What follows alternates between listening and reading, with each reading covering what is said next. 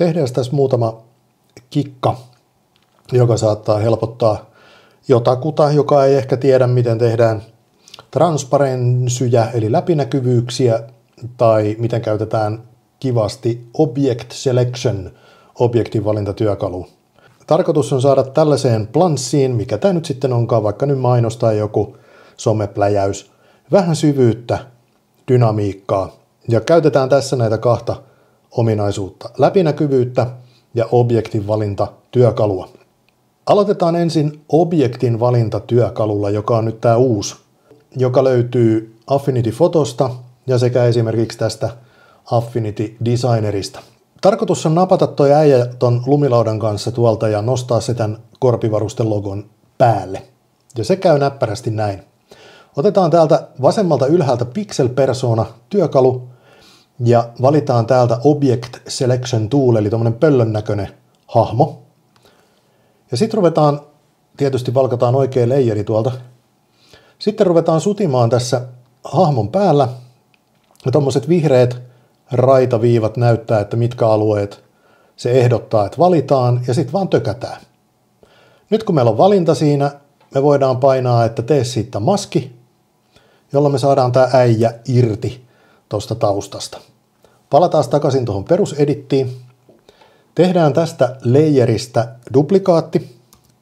Ja nyt tämä alempi layeri, jossa on myös maski, poistetaan sieltä maski, niin saadaan palautettua toi alkuperäinen kuva.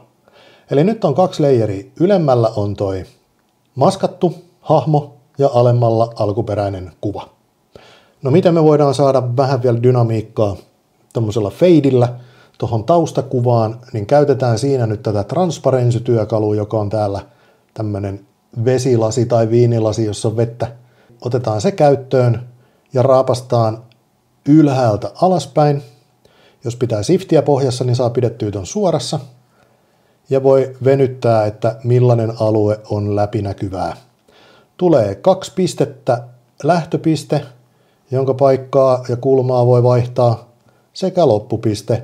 Ja välillä vielä on toi slideri, jolla voidaan intensiteettiä vähän muokata. Näin saadaan yksinkertaisesti tämmöinen lineaarinen läpinäkyvyys. Mutta jos katsot tuonne vasemmalle ylös, niin täältä löytyy myös elliptical, jolloin me saadaan tämmöinen pyöreä, vastaava ajatus, fadeaus muualle, tai sitten radiaaleja. Eli tämä oli nyt pelkkä pyöreä, elliptikali oli tämä, jolla saadaan ellipsin muotoinen halutessaan tästä meidän fadeista. Mutta otetaan sieltä nyt toi lineaarinen, koska halutaan, että tämä alaosa täältä fadeautuu mustaan, eli tulee läpinäkyväksi.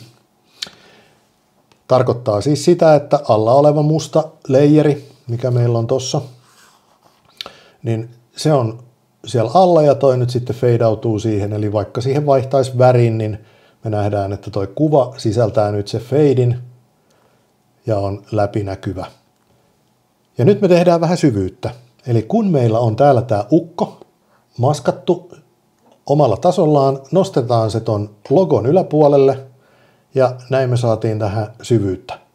Jos halutaan vielä tota alempaa layeria feidata kenties mustaan, niin kaikki tämmöiset onnistuu, normaalit layeritoiminnot ihan kätsysti. Mutta tässä ne 2 asiaa.